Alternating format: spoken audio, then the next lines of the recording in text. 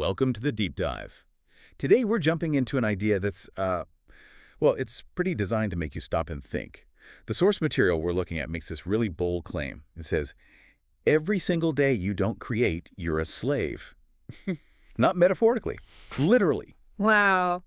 Yeah, that definitely grabs your attention straight away. It forces you to, look at your daily habits, and it really makes you question what we think freedom means, right? Especially today. Totally. So our mission here is to really unpack that.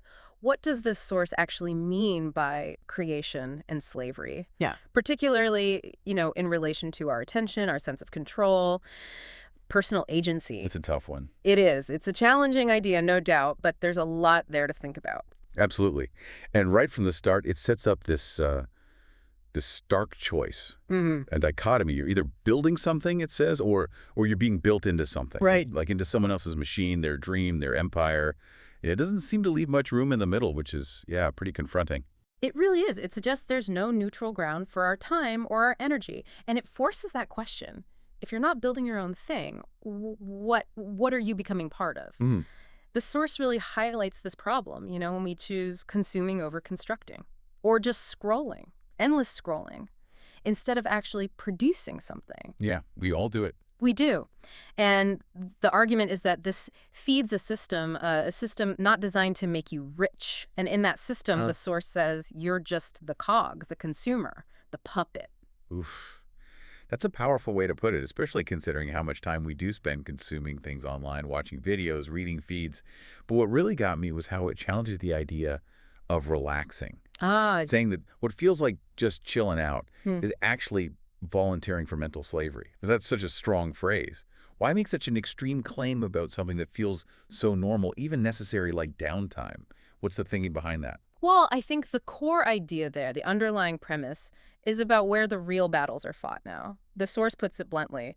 In 2025, the battlefield isn't land, it's attention. Attention. And if you accept that, then the implication is, well, it's huge. If you're not actively creating something, anything, you're not capturing attention, you're just donating yours.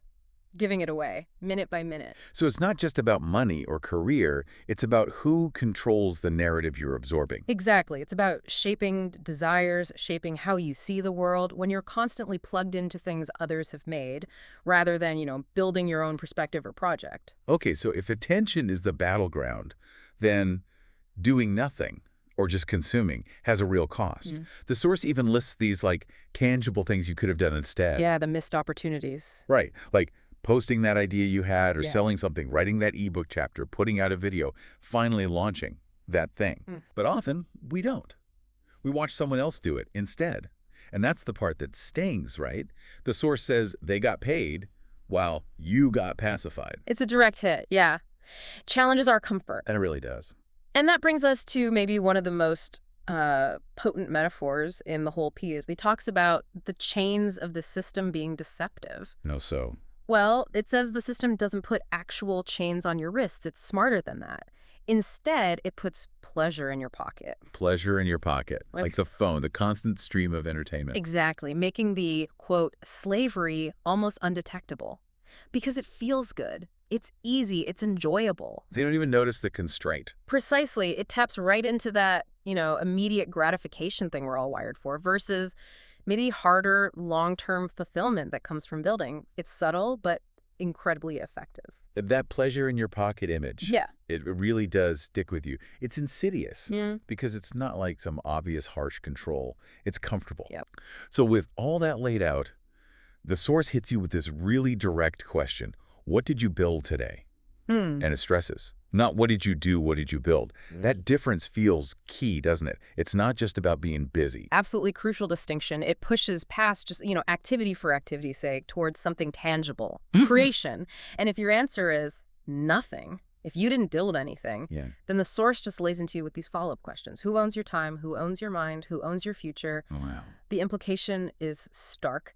If you're not building your own thing, then essentially something else or someone else is claiming those core parts of your life, which, raises some serious questions about actual freedom in this modern world. It all leads up to this really blunt analogy, almost like a call to action. Because kings create, slaves consume. It just puts that binary choice right there. No gray area in this view. No, it's very black and white. And linking that to the bigger picture, the core message really is about this profound choice we face daily. It keeps hammering home that the world is not going to wait for you to feel ready. Right. No waiting. And it's not going to hold your spot at the table until you figure it out. There's this real sense of urgency. It's not just about missing chances. It's about your own autonomy potentially slipping away if you're not actively participating. So the call to action that comes out of this is super direct. It's almost an order. Get in the arena, build something daily, speak, post, move, create. Yeah. It sounds like it's not about hitting a home run every day, but just consistent effort, consistent creation. Exactly. Consistency over perfection, just showing up and making something, doing something proactive. And then it ends with this incredibly stark choice, leaving it totally up to you, the listener. Or stay silent, stay soft, and stay a slave. You choose. Phew, heavy stuff. It puts the responsibility squarely back on the individual. Completely. Your choices, even the small ones, define your agency according to this source. So as we wrap this up, maybe the takeaway for everyone listening is to think about what building actually means for you. Like you said, it's not to be some huge project, right? Not at all. Could it be, I don't know, writing that difficult email, or finally organizing something that's been bugging you, or maybe building a relationship through a tough conversation? It could be any of those things. Acts of construction, not just consumption or passivity. So think about one small thing, one act of creation, even if it feels tiny, that you could do in the next, say, 24 hours.